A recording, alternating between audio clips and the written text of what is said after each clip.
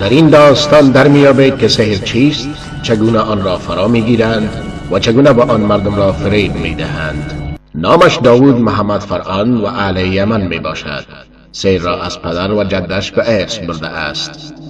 داوود می گوید پدرم جادوگر و ساحر بود و آن را از جدم به ارث برده بود و معمولا شیاطین سحر را نسل به نسل در یکی از اقارب آن شخص قرار می دهند و من چون فرزند کوچک بودم به من رسیده است.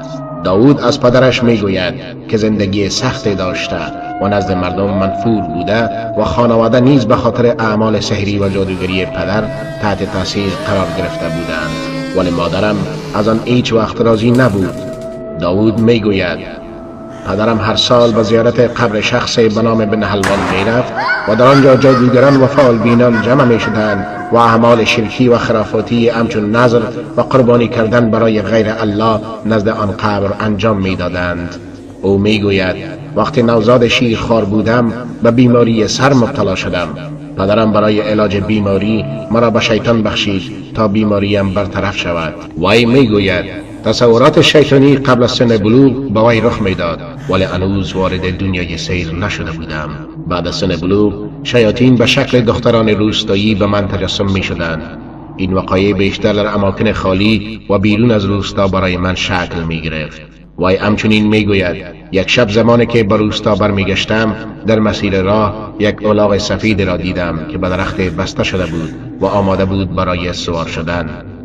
چون راه دور بود بر آن سوار شدم. در مسیر راه به یک مانع برخورد کردم و پایین شدم. در پشتش با شلاق زدم تا حرکت کند. بار دوم که شلاق زدم به صدا در آمد و گفت فکر میکنی من الاغ هستم؟ بار سوم که با آن شلاق زدم به زمین محو شد و من نیز عقل از سرم پرید و تا 3 سال به خاطر دیوانگی مادرم مرا به زنجیر بسته بود. در این اثنا شبها مادرم زنجیر را باز می کرد و من از خانه خارج می شدم و خوردنی های نجس و گوشت مردار و سگ را می خوردم. در یکی از شبها شیاطین زنجیر مرا باز کرد و مرا به طرف قبر بن حلوان هدایت کردند و در آنجا به من اجازه سحر و جادو داده شد و گفتند به تو کرامت پدرت داده شده است، ولی به شرطی که هر سال به زیارت این قبر آمده و یک گوسفند را قربانی کنی. سپس به روستا برگشته و شیاطین کتاب، انگشتر و تسبیح پدرم را به من نشان دادند تا به اغوای مردم بپردازم و از من خواسته شد تا به مکان خلوت بروم و دور از چشم مردم باشم. سپس از من خواسته شد تا به خداوند کفر بورزم و قرآن را از وسط یعنی دقیقاً از سوره کهف نصف کنم و هر قسمت را زیر قدم هایم بگذارم. سپس قرآن را ورق ورق کرده و به شکل فرش درآورده و بر آن می خوابیدم. بر آن راه می رفتم و تا 40 روز در آن مکان می ماندم بدون وضو و بدون طهارت. یعنی نباید نماز بخوانی و نباید آذان بشنوی و اگر صدای آذان را بشنوی باید مؤذن را لعنت کنی. در این 40 روز هیچ نوع پاکی نباید استفاده شود تا جایی که یک جادوگر و ساحر به کثیف ترین درجه می رسد، حتی از سگ هم پست‌تر. وی در ادامه سخنانش می گوید از دیگر شروط شیاطین بر من بود که با انسانهای صالح رفت و آمد نداشته باشم و در مجلس ذکر شرکت نکنم و نماز نخوانم و قرائت قرآن نکنم. ولی به من اجازه داده شد تا برای فریب مردم بعضی از سوره ها مانند سوره اخلاص را بر بیمار بخوانم، اما بلافاصله بعد از خواندن آن شروع به گفتن کلمات شرک‌آمیز می کردم و کفریات را تکرار می نمودم. داوود می گوید من چندین بار برای شیاطین نماز خواندم.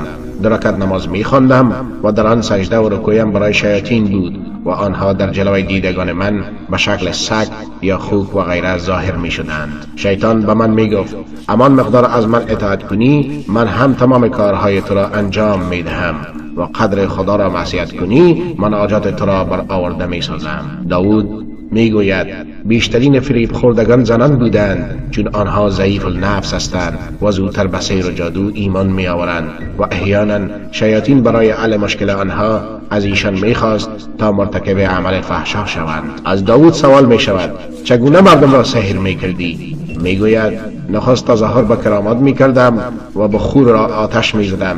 میگفتم باید بروم وضو بگیرم و نماز بخوانم، اما من به داخل حمام میرفتم و در آنجا برای شیطان نماز میخواندم و او را عبادت میکردم، چون شیاطین بعد از عبادتم برای آنها در سیر و جادو برایم کمک میکردند. وی قصه ها و حکایت های عجیب و غریب نقل می کند که در این مقال نمی گنجد، اما سبب توبه و بازگشت این جادوگر یمنی یک خواب و رویای صالحه بود. در یکی از شبها بعد از انجام دادن سیر احساس خستگی شدیدی به وی رخ می داد. او بر حسب عادتش شبها به سیر و عبادت شیطان می پرداخت و روزها می خوابید. آن شب در خواب دید که او مرده است و مردم او را برای کفن و دفن آماده می کنند.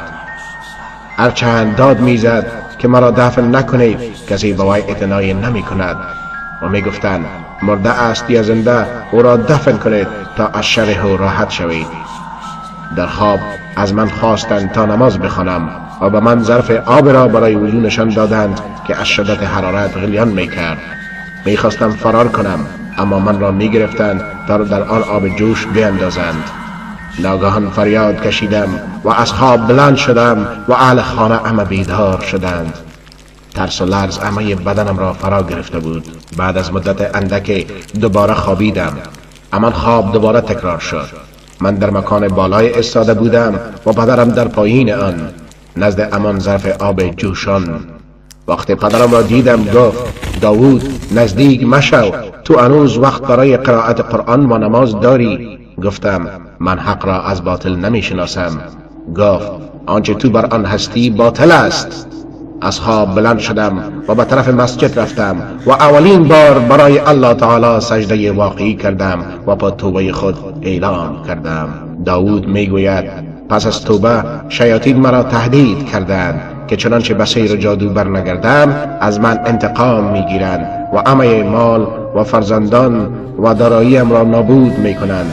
اما او به الله سبحانه و تعالی پناه میبرد و هر وقت شیاطین به سراغش می آمدند قرآن به دست می گرفت و آن را تلاوت می کرد و این سبب فراری آنها می شد. لیکن شیاطین به این راحتی او را رها نمی کردند و معرکه بین او و شیاطین شروع شد.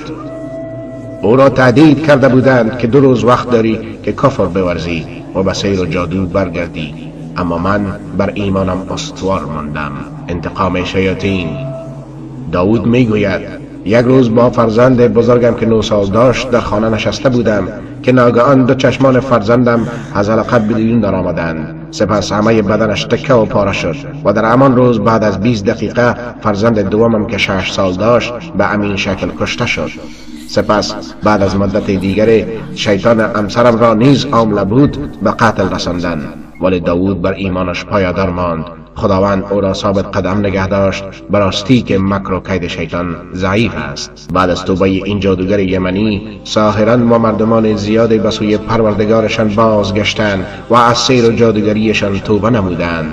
در خاتمه همه ساحران، جادوگران، فالبینان و معتقدان به آنها را به سوی بازگشت به سوی الله سبحانه و تعالی دعوت می نماییم و می گوییم هنوز وقت برای توبه و بازگشت وجود دارد. بیایید با ایمان به الله تعالی و به کفر به شیطان زندگی تمام و با آسایش و آرامش برای خویشتن و ارمغان آورید.